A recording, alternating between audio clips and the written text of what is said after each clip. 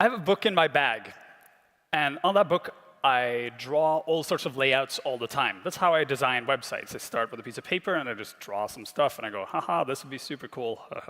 So a couple of years ago, I made this design. And when you look at it, you go, yeah, this looks like a standard web design. It's fairly basic. It has some interesting stuff, like there's the categories and title at the top, and then you have the featured image, and then you have the meta content on the left-hand side, or right-hand side, and then the content itself. And you go, yeah, sure, this is relatively easy to do. Except, on smaller screens, I wanted to make a slight change. Move the meta content from next to the content up above the featured image. And then, on even smaller screens, I wanted to move the featured image up above the rest of the content. And at this point, you go, this is not so easy. You see, any one of these three on their own is a piece of cake. Combined on one website with just CSS and HTML, impossible. Because you'd have to change the markup structure to get this to work with old layout tools. So instead, you'd have to go with JavaScript, and you have to change everything, which is not great, because then you're changing everything, and it shouldn't be like that. Today, I want to talk to you about a whole new way of thinking about layouts on the web. And this whole new way of thinking about layouts will truly change the way we design websites from here on forward. I'm not talking about emerging technologies that are coming 2 or 3 years from now. I'm talking about technologies that are here today that you need to start using today. It's called CSS Grid. I'm Morten Brand Hendriksen, and let's get cracking. So just to prove to you that I'm not making things up, this is the layout I drew, built purely in HTML and CSS and WordPress, running in the browser today. And all the stuff that you saw is happening, plus a bunch of other things.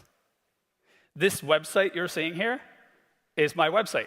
So if you go to morten.com, grab the side of your browser and start doing this, you'll actually see the content jumping around on the page.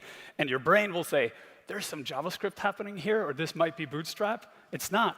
It's just pure, simple CSS. And in fact, the HTML behind it is cleaner than any HTML you'll ever see from WordPress before this point. So instead of going through the entire WordPress theme, which will take way too long, I decided to make a slightly simpler example. So I made this little web page for the room we're in. So this is the speaker track for today. And when you look at it, I want you to think about how you would make this layout using only HTML and CSS. No frameworks, nothing else. Just look at it for 1 second, I think. How would I mark this up? All right? It's here. So first, you're probably going to do something like draw boxes around the main items. So here we have some sort of header thing, and then there's a huge section on the side with all the content, and then on the other side, there's like a logo, and then there's some other sidebar stuff. Good, so we have those boxes, and we'll mark that up in HTML. Then, because we have to lay this out, we need to start grouping elements. So below the main header thing, there's a bunch of content. But the content is displayed in 2 columns, so we need to put a box around them so we can float them left to right, or use flex to put them left and right. Then in the sidebar, we have another grouping of content, and since we're floating that, we need to put a box around that. And then inside the sidebar itself, there's 2 more pieces of content that need boxes around them. So we end up with something like this. The blue sections are semantic markup, things that are required for the document to work. This is the actual content. The red sections are boxes that we drew around content solely to say, this is a thing that will go next to another thing, and this is another thing that will go next to another thing. And you can see that the markup is full of that stuff. When you start looking at responsive layouts, that gets super complicated, because in this responsive layout, you see that that thing, the black box that's on the sidebar, that's actually the header. And the small box on the far right-hand side that has some address information, that's actually the footer. And on a mobile display, the semantic structure is as it should be. on the other end of the scale, everything has been moved around. And then you say, I can do this, Bootstrap is my friend, everything is fine. The problem is, what Bootstrap does to fix this, and all the other frameworks, is take the HTML and apply some JavaScript and move the HTML around in the document to get this stuff to work. That means, for accessibility reasons, the whole document is now jumbled, which is not great. It also means we're leaning on external technologies just to do something that should work on its own.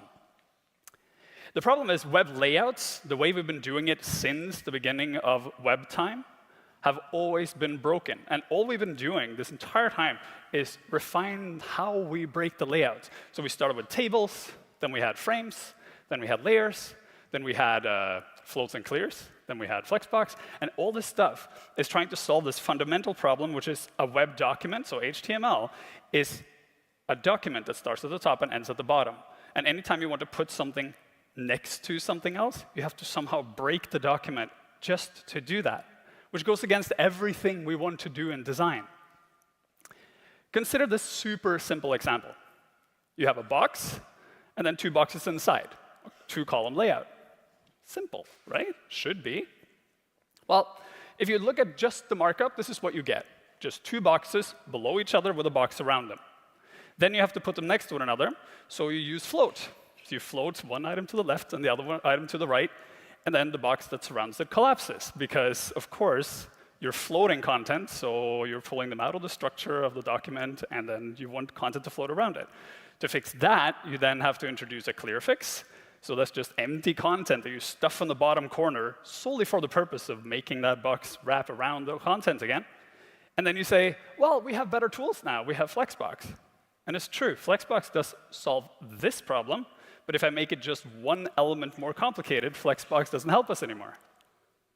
Because now we can't say to Flex, put the content, two of the pieces next to one another, and then one piece not. Flexbox would try to treat all three as the same thing, because Flexbox works in one direction, either horizontal or vertical. So now we have to introduce an extra box and say, can you please flex this container thing next to the other thing, and then inside the container, we'll put two things underneath one another. This is a hack. This is not the way it's supposed to be. This is truly a hack. This is how we design websites today. We cheat. We build a bunch of extra stuff just to get our layouts to work. It's nuts. If you think about it, it's totally crazy. Float and Flex force us to put extra content into our HTML for the sole purpose of layouts, which goes against everything we've learned about how to mark up websites. This is also layouts today.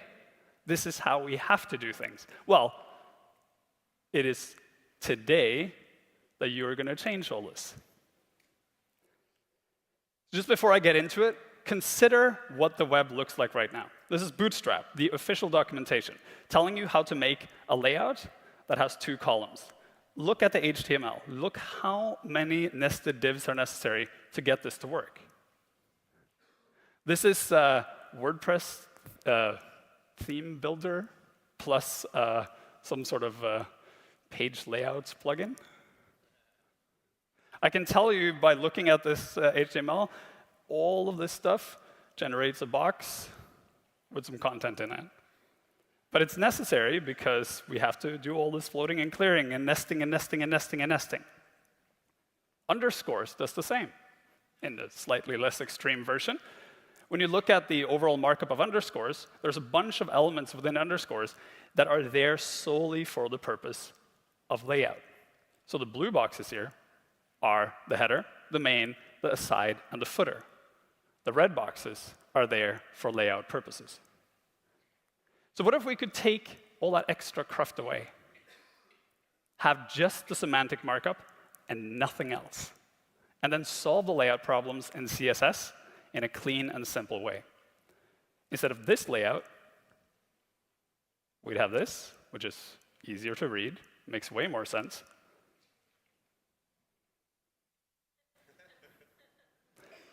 What if we didn't have to do all this crazy stuff anymore? If you look at my example, The blue items are the ones that matter. The red don't. But even if I take away the red items, the structure of this document still makes no sense. We have a heading 1, then we have a main, then we have a header, then we have an aside, and then we have a footer. If I take all the extra cruft away and reorganize the document, all of a sudden it makes much more sense from a semantic standpoint. Header, H1, main, aside, footer. The problem is, up until this point, all our layout tools have been content out and one-dimensional, meaning you apply a layout to an individual item, and then you have to relate that item to other things. What we need is a two-dimensional layout that works layout in. And that's what CSS Grid gives us. So instead of doing all the boxing thing I was talking about before, what if we start by saying, here's what we want, let's apply a grid to it. Just like you would do in design. You draw a grid on top, and then you say, we're going to place contents on this grid. So you have your semantic markup. Then you simply grab each item, the header, the H1, the main, the sidebar, and the footer, and you place them on the document. That makes sense. All of a sudden, you know that thing with the guy with the blinds that everyone shares on the internet all the time? It'll be like, zip, oh, the blinds work. Too bad. This works perfectly. Go to CodePen. This example is a live website. All those screen grabs are from the website. All the content restructures the way it's supposed to. You can play around with it. You can see exactly what's going on. And the craziest part is when you read the code, you'll be like, I understand what's happening here. I don't even need to understand CSS Grid. I can actually see how this works. So, how does it work? I've been told that listening to my talks can be a bit like trying to capture a fire hose sometimes. So I've decided to try to structure this in such a way that it's more like strapping fire hoses on a platform and then flying. All right? But this means I need your absolute attention. Now, I'm going to crash through some stuff here, but it'll be nice and quick. OK? So brace yourself. Stand firm. CSS Grid needs new terminology. So we have grid container, grid item, grid line, grid cell, grid track, grid area, grid gap. I apologize. I know you have to do this. There's a simultaneous translator who does not appreciate me speaking fast. So grid container is any container in your document that you create a grid inside. You do that by simply declaring display grid. You can do this to as many elements as you want on the page. It does not matter. A grid item is any direct descendant of a grid container. So if you create a grid, any direct descendant automatically becomes a grid item that's placed inside the grid, but only the first level descendants, just like it is with Flexbox. A grid line is any of the lines you draw inside the grid, horizontal or vertical. The grid lines are numbered by default, so the first edge of the grid, either vertical or horizontal, has the line number 1, and then you just count them, 2, 3, 4, 5, 6, and the last one has the last number. A grid cell is any cell inside the grid. A grid area is any defined rectangular area inside the grid that covers more than one cell. A grid track is either a horizontal track or a vertical track, so a row or a column. And a grid gap is the space between each of the cells if you choose to add, basically, gutters. Got that? Good. Don't worry, these slides are online. You can go look at them later. And this will become part of your vocabulary anyway. So, CSS Grid in a nutshell. How does this actually work? How do we apply it today? Number 1, define a grid on an element where you want the grid to appear. Number 2, place items within that grid where you want them to appear. Number 3, make world peace. That's all there is to it. What does it look like? Well, here's my example. This is the semantic markup with no CSS applied, except for color. Then we start by grabbing just the site container. That's the container that wraps everything. And we declare display grid. So now we have a grid. Then we decide how many columns and how many rows we want. And we do that using grid template columns and grid template rows. And here what we do is say the distance from the edge of the grid to the first line, that's the first value. Then the distance to the next one is the next value, and so on and so on. So you're declaring the width between each of the lines, and then another line is drawn. This comes with new features like the FR, or fraction value, that allows you to say, take one fraction of the available space, and then put a line there. So you can make truly dynamic layouts. Do the same with rows. You just declare a list of where you want the rows to appear, and they will appear automatically. Once you've drawn rows, you have cells, and your browser automatically places all the direct descendants of the grid element in those cells, from the top left to the bottom right. Then, for each individual element, you can, if you want to, declare a grid column and a grid row property and say, I want this element to appear from column line 2 to column line 4, and from row line 2 to row line 3. That means you literally find column line 2 and column line 4, and you put the content in between those two lines. Same with rows. What? And here you see what I'm talking about. We're doing layout in. So we create the layout first, and then we just dump content where we want them to appear. And when you look at this, you realize there are all these new things you can do. Like, for instance, create actual white space on a layout. You can just choose not to populate cells. Then you have white space. No spacer GIFs or anything like that anymore. And once you know this, you can then place any of your elements anywhere you want in the grid. Looks promising, right? But you have to do all this counting stuff and keep track of the line numbers, and then what if it's responsive and you keep changing the grid? It gets kind of nuts. In my layout, I move elements, particularly the header and the footer. Keeping track of that with numbers would be a pain. And to be fair, you can actually give each of the track lines a name and refer to them by name instead of by number, but that's still quite a lot of stuff to deal with. So we have this new property called grid template areas. And grid template areas is nuts. It's almost like ASCII. You declare grid template area, and then you write out each of the cells in your grid, and you say, what is the name of this cell? So for instance, here, I have the 3 cells at the top are title, title, title. And then we have main, header, header, and main, sidebar, footer. Then you use the grid area property on individual child items, and you just declare the name of the area you want that element to appear.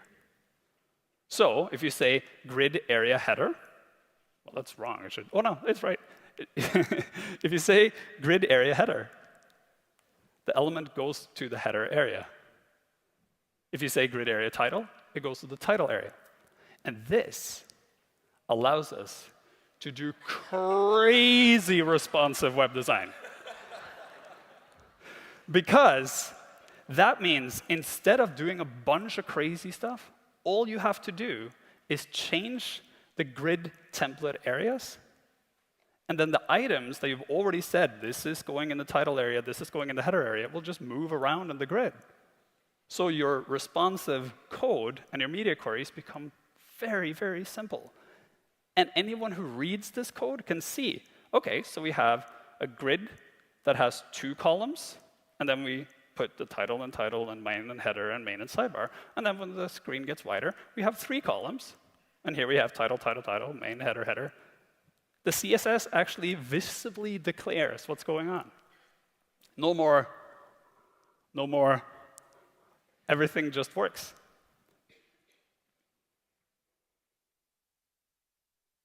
This is that point where your brain will start going like, what is happening? This doesn't actually compute yet. And trust me, I've been working with this for over a year.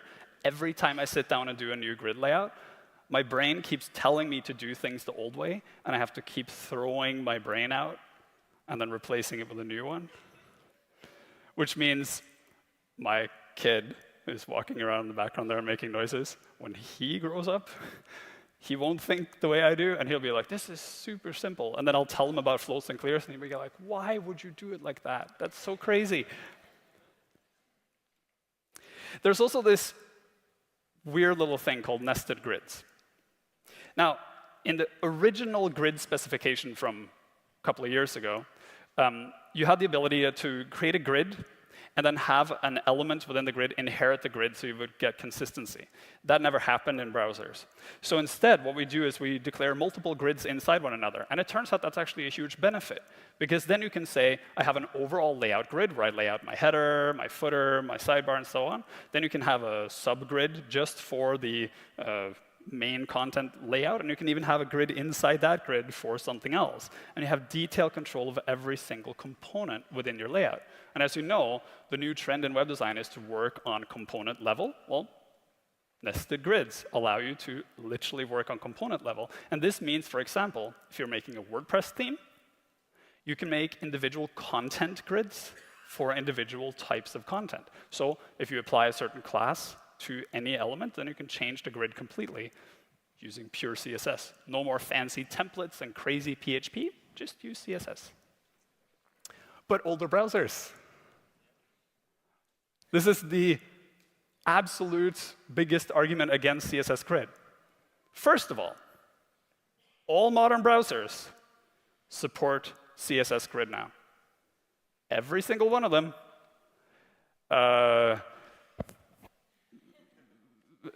There's an issue, but I'll get to that in a second. Before we get to that, there's also the question of, I think it's too soon. This is emerging technology. It's not mature yet. True, it's emerging technology, but small websites like the New York Times have started using them. So I would say any client that says we're not ready for this yet because no one is using it can be urged forward. This is something we can do today. But there are two elephants in the room, right? So you have these. So you give me way too much credit. There are always these things that don't work the way we want to. So we have Internet Explorer 10 and 11, and we have Edge, who are not currently following the spec exactly. Point of order, if it wasn't for Internet Explorer 10, we wouldn't have CSS Grid. CSS Grid was invented for Internet Explorer 10. And the reason why these two browsers are lagging behind is because the other browsers decided to change the spec. But the spec is built into Windows. So Microsoft has to update all of their operating systems to get this to catch on. However, Edge is probably a couple of weeks away from getting full grid support. And I'll show you how to create proper backwards compatibility for all other browsers. There's this other thing that has nothing to do with CSS Grid that's called a feature query that we can use now to ask a browser, do you support this this CSS property? And we can use that to test whether or not the browser supports Grid. The canonical best practice is to ask @support display grid. Works exactly like a media query. So if it says yes, then we run the code inside. The problem is Edge does support Grid. It just supports the wrong spec. So if you're testing for grid support in Edge, test for something that Edge does not support within the grid spec, for example, grid area auto. Then Edge won't try to run the grid.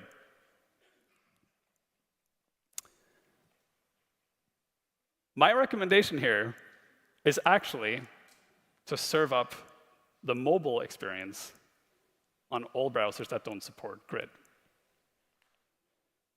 And this is where people fall off the horse, right? This is like, wait, what? So that means the site won't look the same in all browsers?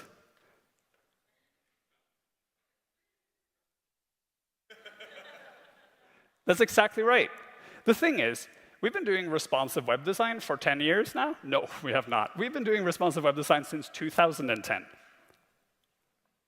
And that we've established an entire language around not serving up the same experience across all browsers. Because on a mobile browser, the website looks totally different from what it does on a large desktop browser. There is no actual reason why a website should look the same across all browsers, except that we keep saying they should. So we can change our methodology around this. Making everything look the same across all browsers is a bad habit. We should be making things look the best they can on whatever browser they're supported in. Responsive web design allows us to do this. We just need to migrate it from not just saying responsive web design is about the width of a screen, to also say we can make it responsive to the age of the browser. Accessible mobile-first layouts work well on all browsers. If you don't believe me, go look at the mobile version of Wikipedia on your desktop browser. You will never use regular Wikipedia again. The mobile version on the desktop browser is so much better. I don't understand why they just don't move forward. This is progressive enhancement. This is our responsibility. We progressively enhance the web, because if we don't, then we'll get stuck in the past forever.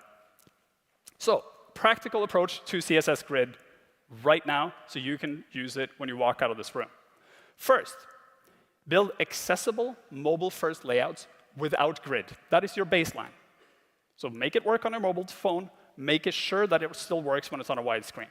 Then, use that mobile-first layout as the fallback. So if everything goes to hell, mobile-first works. Then use add support to detect grid support. At the appropriate breakpoint, when everything starts looking weird, add a grid, then keep scaling up the width of the screen.